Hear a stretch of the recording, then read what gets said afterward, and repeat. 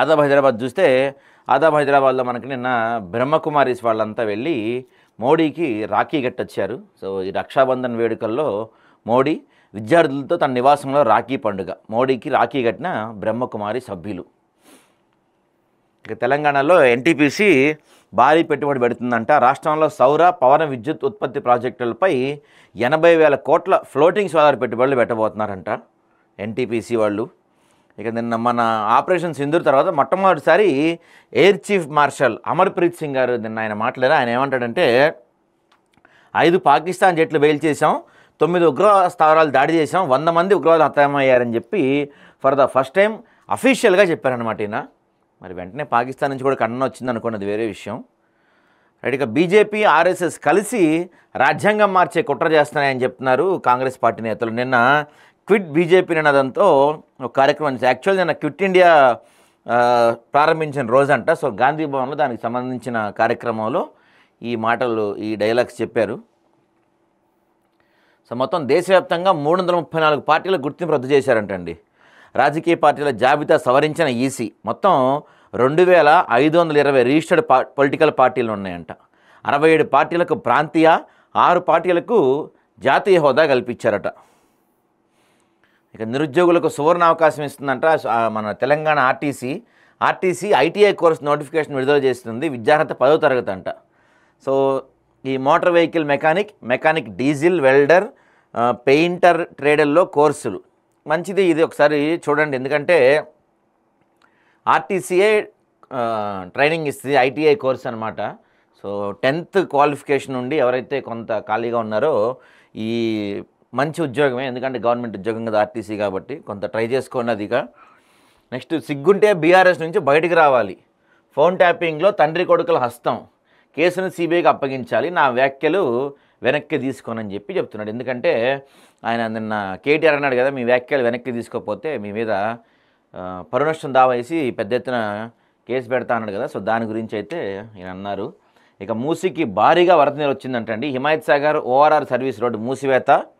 రాజేంద్ర నగర్ నుండి హిమాయత్ సాగర్ వైపు service road రాకపోకలు నిలిపివేసిన పోలీసులు. 2 గేట్లు 1 అడుగు, 2 గేట్లు 2 అడుగుల మేర పైకెత్తి దిగువనటి వదిలిన జలమండలి అధికారులు. ఫ్లడ్ అలర్ట్ జారీ చేసిన అధికారులు. మంచిది. ఒక్కసారి ఏం జరగాలంటే ఇంకా ఎక్కువ వరద వచ్చి ఆ మొత్తం మునిగిపోవాలి. ఒక్కసారి మునిగిపోతే కానీ సెట్ అవ్వరు. ఎందుకంటే ఆ ప్రాంతం మొత్తం ఈ వరద వస్తుందనే 111 జీవో అనేది పెట్టారు. 111 జీవో అసలు ఎంఆర్ఓనే అంటాడు, పేరెందుకు లేగానే ఒక ఎంఆర్ఓ అంటాడు 111 జీవో గురించి పట్టించుకుంటే మరి శంషాబాద్ మొత్తం పడేయాలి అంటాడు ఒక పెద్ద మనిషి. అట్లుంది పరిస్థితి. సో ఇవి ఆదాబ్లో మనకు కనపడుతున్న వార్తలు. ఇక ఈనాడు చూద్దాం. మనం ఒకసారి ఈనాడు చూస్తే ఈనాడులో ఐకానిక్ అద్భుతం, గాంధీ సరోవర్ వద్ద ప్రపంచంలో ఎత్తైన టవర్ నిర్మించబోతున్నారంట ముఖ్యమంత్రి గారు. ఓఆర్ఆర్ పై గేట్వే ఆఫ్ హైదరాబాద్. ఇవన్నీ ఎందుకు నాకు అర్థం కావట్లేదు. ఇవన్నీ ఎందుకు అసలు ఉపయోగం ఏంటి వీటి వల్ల మాట్లాడదాం, డిస్కస్ చేద్దాం మనం డీటెయిల్గా. ఇక ఆపరేషన్ సింధూర్లో 6 పాక్ విమానాలు కూల్చామని చెప్పి ఎయిర్ చీఫ్ మార్షల్ చెప్తున్నారు. 6 విమానాలు కూల్చేసాం మేము ఒకేసారి అలాయి అని ఆయన ఫస్ట్ టైం అఫీషియల్ స్టేట్మెంట్ అనమాట ఇది. ఇంకా నుంచి ఐసిఐసిఐ బ్యాంక్లో సేవింగ్స్ అకౌంట్ కావాలంటే మినిమం బ్యాలెన్స్ 50,000 మెయింటైన్ చేయాలంటండి. 50,000 మినిమం బ్యాలెన్స్ మెయింటైన్ చేస్తేనే ఐసిఐసిఐ బ్యాంక్ సేవింగ్ అకౌంట్ ఇస్తుందంట. ఎవరికి కావాలి అంటారా? 50,000 పెట్టి ఐసిఐసిఐలో బ్యాంక్ అకౌంట్ తీసుకోవాల్సిన అవసరం ఏమంత, పోస్ట్ ఆఫీస్లో ఫ్రీగా ఇస్తారు. ఈ ఎస్బీఐ లాంటివి కూడా ఫ్రీగా ఇస్తున్నాయి కదా.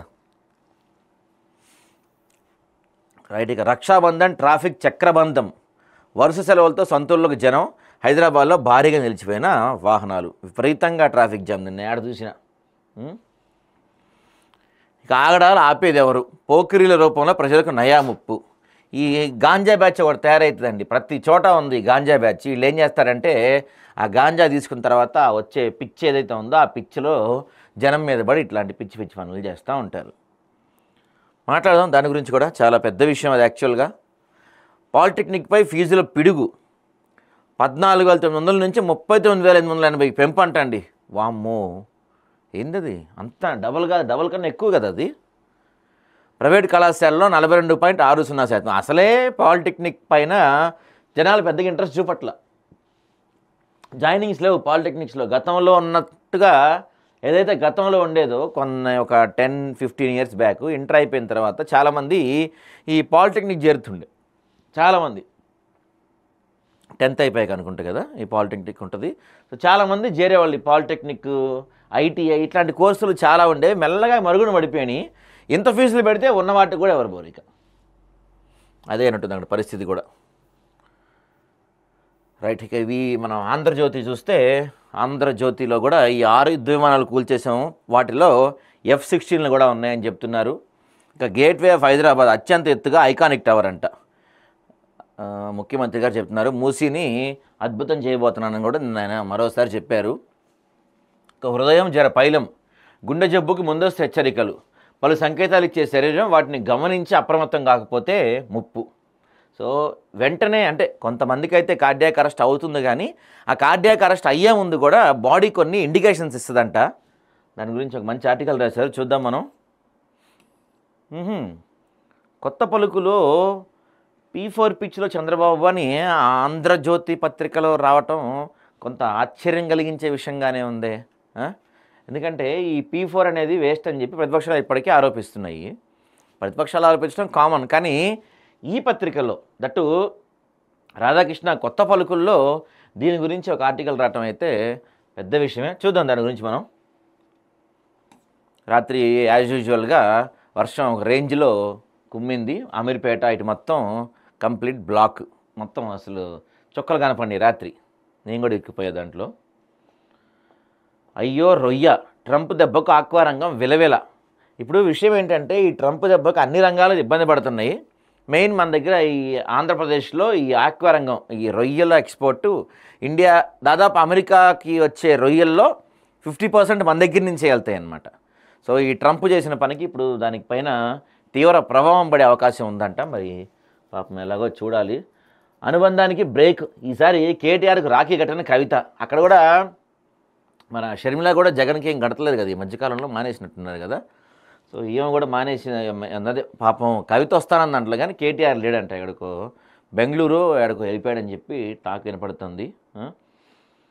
ఇక అంతే. ఇక అంటే ఏదో అంటారు కదా, ఒకప్పుడు ఏమండేదంటే పైసా నువ్వేం చేస్తావంటే అనుబంధాలు బ్రేక్ చేయగలను, ఆత్మీయత బ్రేక్ చేయగలను, ఇట్లాంటి ఒక కొటేషన్ ఏదో ఉండేది గతంలో.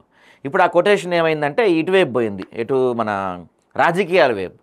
రాజకీయాలు మీరేం చేస్తారంటే అన్నా చెల్లెల్ని వేరు చేయగలుగుతాను, తండ్రి కూతుర్ని వేరు చేయగలుగుతాను, తండ్రి కొడుకుల్ని కూడా వేరు చేయగలుగుతానని చెప్తుంది రాజకీయాలు. ఇప్పుడు ఈ చిల్లర చీప్ రాజకీయాల కోసం పేగుబంధాన్ని ఎలా తెంచుకుంటారండి మీరు? కవిత గారు కావచ్చు, కేటీఆర్ కావచ్చు, షర్మిల కావచ్చు, జగన్మోహన్ రెడ్డి కావచ్చు, చిల్లర చీప్ రాజకీయాలు జీవితాంతం చేస్తారా మీరు? రాజకీయాలు చేయలేరు కదా, జీవితాంతం చేయలేని ఇలాంటి ఒక పనికిమాలిన రాజకీయాల కోసం ఒక కడుపులో పుట్టిన మీరు ఇలా అయిపోతారని అయితే అనుకోలేదు నేను ఎప్పుడు. నెక్స్ట్ ఇక దిశ చూద్దాం. దిశలో ప్రధానంగా మనకి ఇదిగో ఏం చెప్తున్నారు, అమెరికా ఆర్థికవేత్త స్టీవ్ హాకీ సంచలన వ్యాఖ్యలు చేశారు. ఏంటంటే భారత్ ఓపిక్గా ఉంటే చాలు, ట్రంప్ తీసుకున్న గొంతులో ట్రంపే పడతాడు. ఎందుకంటే ఆల్రెడీ ఇప్పటికే అమెరికన్స్ గొడవ చేస్తున్నారంట. ఇప్పుడు మనోడు 50% ట్యాక్స్ పెట్టేస్తే, 50% సుంకాలు పెట్టేస్తే ఏమవుతుంది? అక్కడ కూడా రేట్లు పెరిగిపోతాయి. ఆబ్వియస్లీ కదా, అక్కడ కూడా రేట్లు పెరిగిపోతాయి. అమెరికన్స్ అల్లాడుతున్నారంటే ఒరే నాయనా నీ దెబ్బకి మేము చస్తున్నాం రా అని. కాబట్టి మనకి ఎంత నష్టమో అక్కడ కూడా అంతకు మించి నష్టం జరుగుతుంది. అయితే మనం సైలెంట్గా ఉండాలి అంతే. మన వాళ్ళు ఆబ్వియస్లీ అదే చేస్తారు గ్యారంటీగా, ఇబ్బంది ఏం లేదులే. ఇక గేట్వే ఆఫ్ హైదరాబాద్ గాంధీ సరోవర్ వైపు వరల్డ్లోనే ఎత్తైన ఐకానిక్ టవర్ అంట. ఎందుకు ఆ టవర్ అనేది నాకు అర్థం కాని క్వశ్చను, మాట్లాడదాం దాని గురించి.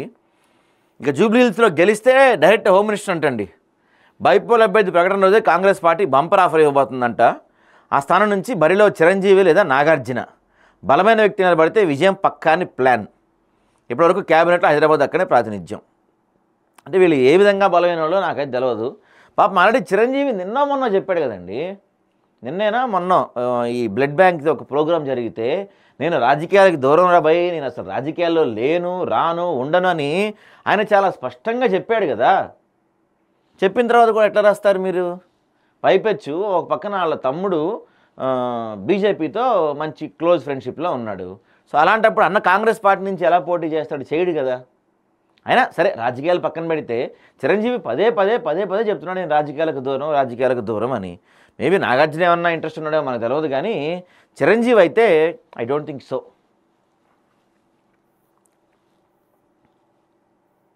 జూబ్లీలో తప్పక గెలుస్తా, వచ్చే ఉపయోగం టికెట్ పెట్టండి ప్రియాంక గాంధీతో అజరుద్దీన్కి ఇస్తే అయిపోద్ది. అజరుద్దీన్, నవీన్ యాదవ్ ఇట్లాంటి వాళ్ళు చాలామంది ఉన్నారు కదా లోకల్స్కి ఇస్తే గెలుస్తారు. ఊపు బాగానే ఉంది అక్కడ. బీఆర్ఎస్ పార్టీకి అంత సింపతి ఏం వర్కౌట్ కాల. ఆయన చనిపోయిన తర్వాత కూడా అక్కడ జరిగిన కొన్ని పరిణామాల వల్ల కావచ్చు, కొన్ని విషయాల వల్ల పెద్ద సింపతి వర్కౌట్ కాల. ఈ అజరుద్దీన్కో, నవీన్ యాదవ్కో, లేకపోతే ఆ లోకల్స్కి ఎవరికన్నా ఇస్తే కళ్ళు మూసుకొని గెలిచే సీట్ అది. జూబ్లీహిల్స్ గురించి అంత ఆలోచించే అవసరం లేదు. చిరంజీవి, నాగార్జున ఇట్లాంటి వాళ్ళు ఏమి రావసరంలా. సో సీఎం రేవంత్ చాలా మారాడంట. పీసీసీ చీఫ్గా ఉన్నప్పుడు వేరు, ఇప్పుడు వేరు. 4-5 రోజుల్లో పీఎస్సీ భేటీ, బీసీ రిజర్వేషన్లపై నిర్ణయం. బీసీ రిజర్వేషన్లు అటే పోయి పక్కన పడేశారు, వాటిని ఎవరు పట్టించుకోవట్లేదు. ఇక నెలాఖరులో స్థానిక షెడ్యూల్ 100% ఇది మనం అనుకున్న విషయమే. ఎందుకంటే ఈ రిజర్వేషన్ అంశం తేలదు, పక్కన పడేశారు కాబట్టి పార్టీ పరంగా ఇస్తాం మేము, అంతకుమించి చేయగలిగింది అని చెప్తారు వీళ్ళు. సో ఆ పార్టీ పరంగా పెట్టుకుందాం అని చెప్తారు, కానీ అది కూడా అమలు కాదు, సావదు. ఎలాగో సుప్రీంకోర్టు సెప్టెంబర్ 30 లోపు కంప్లీట్ చేయాలి అనే ఆర్డర్స్ ఉన్నాయి కాబట్టి ఇక వెళ్ళిపోతారు మెల్లగా ఈ మంత్ ఎండ్ లోపు. ఆర్టీసీ స్పెషల్ బాధుడు, ప్రత్యేక బస్సుల పేరుతో వసూలు, రాఖీ పండుగ వేళ 50% ఛార్జీలు పెంపు. ఇప్పుడు ఏం చేస్తారు తెలుసా, ఈ ఆర్టీసీలో జరుగుతున్న ఇంకో పెద్ద స్కామ్ ఏంటంటే, ఈ ఫెస్టివల్స్ అప్పుడు ఇలాంటప్పుడు ఏం చేస్తారు, ఫ్రీ బస్సులు తగ్గించేస్తారు. ఫ్రీ బస్సులు ఉంటాయి కదా, ఆ ఫ్రీ బస్సుల సంఖ్య తగ్గించేసి ఇట్లాంటి బస్సులు స్పెషల్ బస్సులు అని చెప్పి వేసేస్తారు. ఎక్కువ డబ్బులు దండుకోవచ్చు కదా. సో ఇవి వెలుగులో మనకు దిశలో కనపడుతున్నాయి. ఇక వెలుగు చూస్తే, వెలుగులో కూడా ఈ అంశం గురించే బ్యానర్గా రాశారండి. యువ గుండెకు ఏమైంది, యుక్త వయసులో పెరిగిపోతున్న గుండెపోట్లు, ఆటలాడుతూ జిమ్ చేస్తూ డ్యాన్స్ చేస్తూ కుప్పగొల్లుతున్న యూత్, ఇటీవల 10ల సంఖ్యలో మరణాలు, మారిన జీవనశైలి, ఆహారపు అలవాట్లు కారణమంటున్న డాక్టర్లు. 18 ఏళ్ళు దాటితే టెస్టులు తప్పనిసరైన సూచన అంటండి. నిజంగానే ఈ 2 అంశాల గురించి మనం మాట్లాడదాం. ఆంధ్రజ్యోతిలో వచ్చిన అంశం గురించి కావచ్చు, దీని గురించి కావచ్చు, 2 గురించి మాట్లాడదాం. ఎందుకంటే చాలా సీరియస్గా ఉంది ఈ అంశం. యూత్ అనే కాదు, 18 ఏళ్ళు కాదు, ఇంకా చిన్నపిల్లలకే వస్తుంది. ఎవరికి ఎప్పుడు హార్ట్ అటాక్ వస్తుందో, ఎలా చనిపోతున్నారో తెలియని పరిస్థితి ఉంది. కాబట్టి కొంత చూద్దాం, ప్రజలకు ఉపయోగపడే అంశం కాబట్టి అది కూడా మనం. ఇక గ్రీన్ ఎనర్జీ రంగంలో 80,000 కోట్లు పెట్టుబడి పెట్టబోతుందంటే ఎన్టీపీసీ. నిన్న ముఖ్యమంత్రి గారిని కలిశారు. సోలార్ ఇంకా విండ్ పవర్ ప్రాజెక్టుల ఏర్పాటుపై కూడా చర్చ నడిచిందట. కేటీఆర్ తడిబట్టలతో ప్రమాణం చేద్దాం రా, బండి సంజయ్ సవాల్. ఇప్పుడు అది కాదండి బండి సంజయ్ గారు, మీకు తెలవని విషయం ఏముంది, సొంత చెల్లితో రాఖీ కట్టించుకోనికి ఇక్కడి నుంచి ఎక్కడికో వెళ్ళిపోయినాడు, గుడికొచ్చి తడిబట్టలతో ఒట్లు ఎందుకు వేస్తాడు చెప్పండి మీరు.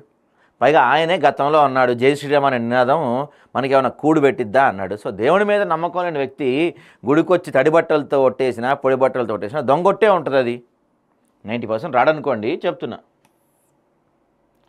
ఇసుక మాఫియాని కంట్రోల్ చేసి ఆదాయం పెంచుతాం, కామన్ మ్యాన్ తక్కువ ధరకు ఇసుక దొరకాలి, ప్రభుత్వానికి ఎక్కువ ఆమ్దాని రావాలి. ఇది అయ్యే పని కాదు ఇది. ఎందుకంటే మీకు గుర్తుంటే ఒక 1 మంత్ బ్యాకో 2 మంత్స్ బ్యాకో సీఎం ఒక సమీక్ష చేశారు. ఆ సమీక్షలో ఏం చెప్పారంటే, ఇసుకపై ఉక్కుపాదం మోపుతామని చెప్పారు ఇక్కడి నుంచి. ఆ రోజే మనం అది అయ్యే పని కాదని, నడుస్తూనే ఉంది, ఆ ఇసుక దందాలు నడుస్తూనే ఉన్నాయి, మైనింగ్ దందాలు నడుస్తూనే ఉన్నాయి. ఉక్కుపాదం కాదు కదా, మామూలు పాదం కూడా ఎక్కడ మోపట్లేదు. నెక్స్ట్ ఇక బీసీ సీఎం కాంగ్రెస్తోనే సాధ్యం అంటున్నారు మన పీసీసీ చీఫ్ గారు. ఇదేంటి మరి, మొన్నేమో ఆ ముఖ్యమంత్రి అన్నాడు కదా, ఇంకో 10 ఏళ్ళలో 15 ఏళ్ళలో నేనే సీఎంగా ఉంటాను అని. మరి మీరు బీసీ సీఎం అంటున్నారు, అదెట్లా మరి రేవంత్ రెడ్డిని దింపేయబోతున్నారు నెక్స్ట్ టైం గెలిస్తే మీరు? మాట్లాడదాం దాని గురించి కూడా. స్వేచ్ఛలో చూస్తే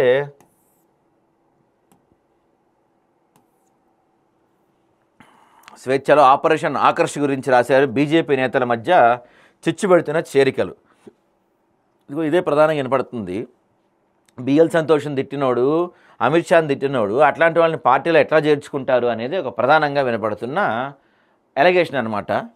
చూద్దాం, దాని వెనక వేరే కథ ఉందంట, చెప్తా మీకు. ఇంకా 80,000 కోట్లు పెట్టుబడి పెట్టబోతున్నారంటే ఎన్టీపీసీ వాళ్ళు, దాని గురించి వార్త రాశారు. గెలిచిన వాళ్లే కావాలా, ఓడినేతలకు సమావేశంలో సెకండ్ ప్రయారిటీ ఇస్తున్నారంట. మాజీ మంత్రులైనా సరే అవమానాలేనా, గులాబీ పార్టీలో కొనసాగుతున్న ఆచారం. మాజీ మంత్రి నుంచి ఎమ్మెల్యే చేతికి మైక్. బీసీ నేతల సమావేశంలో నొచ్చుకున్న నేత, గత తప్పిదాలు అధిష్టానం ఫాలో అవుతుందా? అదే అవుతుంది. ఎందుకంటే వీళ్ళేం మారరండి. బీఆర్ఎస్ నుంచి పెద్దగా మార్పు ఎవరు ఎక్స్పెక్ట్ చేయట్లేదు. మెల్లగా ఒక్కొక్కరు జారిపోతున్నారు. లీడర్స్ కూడా ఎవరు ఉన్నట్లే. ఎందుకంటే అక్కడ అవమానాలు, ఎందుకంటే పవర్లో ఉన్నప్పుడు అవమానాలే, పవర్ పోయినప్పుడు అవమానాలైనా ఇంకెంతకాలం అవమానాలు ఇక్కడ భరించాలని చెప్పి ఒక్కొక్కళ్ళు మెల్లగా పార్టీలు మారుతున్న పరిస్థితి కనపడుతుంది.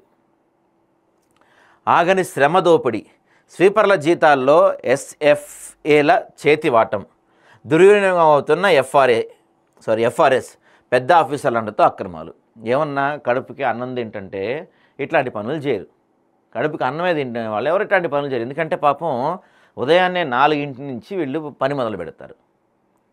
వీళ్ళు లేకపోతే ఒక వారం రోజులు సిటీ ఎట్లుంటుందో తెలుసా? అలాంటి వాళ్ళ జీతాల్లో కూడా దోచుకుంటున్నారంటే వీళ్ళని ఏమనాలండి? ఇంకా చట్టం కొందరికి చుట్టమే, బడాబాబులకు కొందరు అధికారుల సహకారం, అధికారం అడ్డం పెట్టుకుని అడ్డగోలు సంపాదన. ఇది కొత్త ఏముంది చెప్పండి? చట్టం నిజంగా మళ్ళీ అంటే ఫీల్ అవుతారు, కానీ చట్టం ఖచ్చితంగా కొందరికి చుట్టమే, 100%, దాంట్లో డౌట్ లేదు. మాట్లాడదాం దాని గురించి కూడా మనం. ఇక పాదయాత్రతో టీపీసీసీ మార్కట, లీడర్లు కార్యకర్తల మధ్య సమన్వయం, స్థానిక సంస్థల్లో మైలేజ్ కోసం మైళ్ళ దూరం పాదయాత్ర. ఇప్పుడు ఏం లేదండి, రాబోయే స్థానిక సంస్థల ఎలక్షన్స్ ఉన్నాయి తొందరలో. దాంట్లో బీసీ నినాదం పెద్ద ఎత్తున ఎత్తుకున్నారు. సో బీసీ కాంగ్రెస్ పార్టీలో బీసీ ప్రధాన నేత, పైగా పీసీసీ చీఫ్ కాబట్టి ఈయన్ని ముందు పెట్టి కొంత రాజకీయం చేసే ప్రయత్నం చేస్తుంది కాంగ్రెస్ పార్టీ. చూద్దాం మరి అది ఎంతవరకు వర్కౌట్ అవుతుందని. ఇక నమస్తే తెలంగాణలో ఏం రాశారు? నమస్తే తెలంగాణలో సిటీలో ఫ్లైఓవర్కు చిల్లంట, వరద తొలగింపులో కాంగ్రెస్ సర్కార్ వింత చేష్టలు, డ్రైన్లు శుభ్రం చేయాల్సిందిపై తూట్లు, బ్రిడ్జిల బలానికి వాడే రబ్బర్ స్ట్రిప్పులు తెగే ప్రమాదం. ఎక్కడో ఇది జరిగింది, బేగంపేట ఇది. ఇక ఎరువులు అడిగినందుకు కాంగ్రెస్ సవాల్, రైతులతో సారీ. శుక్రవారం మధ్యాహ్నం 1 గంట నుంచి రాత్రి 10 వరకు యూరియా కోసం నిరీక్షణ అంట. బాబా ఎంతమంది ఉన్నారు చూడండి పాపం యూరియా కోసం. శుక్రవారం వరలక్ష్మి వ్రతం, అది ఏమీ లేకుండా. రైతు బీమాకు పెనుగండం, 13తో ముగియనున్న పాలసీ గడువు, ఇప్పటివరకు సిద్ధం కాని కొత్త జాబితా. రైతు బీమా గురించి జర్మనీ ఫీజులో మర్మం, ఉచిత విద్యుత్ ఉండగా 21 లక్షల ఫీజు దండగా, జేఎన్టీయూ జర్మనీ ఒప్పందం వెనుక దందా, ఉచిత విద్యుత్ కేరాఫ్గా నిలుస్తున్న జర్మనీ. సో ఈ జేఎన్టీయూ జర్మనీ ఒక డీల్ జరిగింది కదా, దాని గురించి రాశారు వీళ్ళు, స్కామ్ అని. చూద్దాం. ఆర్టీసీ స్పెషల్ దోపిడీ అంట, రాఖీ రద్దీ దృష్ట్యా ఛార్జీల బాధుడు. ఇదేం కొత్త కాదు కదా, ఇప్పుడు ప్రతి సంవత్సరం జరిగేదే. ఆర్టీసీ పండగలప్పుడు ఇలాంటప్పుడు రేట్లు పెంచడం అనేది ఈ ఫస్ట్ టైం ప్రపంచంలో, ఈ తెలంగాణ చరిత్రలో మొదటిసారా? మీరున్నప్పుడు కూడా జరిగింది కదా, మరి అదే పెద్ద విషయంలో బ్యానర్లు ఫస్ట్ పేజ్లో రాసుకున్నారు. అటకెక్కిన ఆయుష్మాన్ 1.21 లక్షల కోట్ల మేర పెండింగ్ బకాయిలు ఉన్నాయంటండి. యుద్ధానికి సిద్ధం కావాలంట, దేనికో మరి కాంగ్రెస్ పార్టీ అని చెప్తున్నారు. సో ఇవి నమస్తే తెలంగాణలో మనకి ప్రధానంగా కనపడుతున్న వార్తలు. అన్ని పత్రికల్లో మనకి ప్రధానంగా కనపడుతున్న వార్తలు చూసాం. ఒకసారి ప్రతి వార్తని మనం, ప్రతి అంశాన్ని డీటెయిల్డ్గా అనాలిసిస్ చేసే ప్రయత్నం చేద్దాం.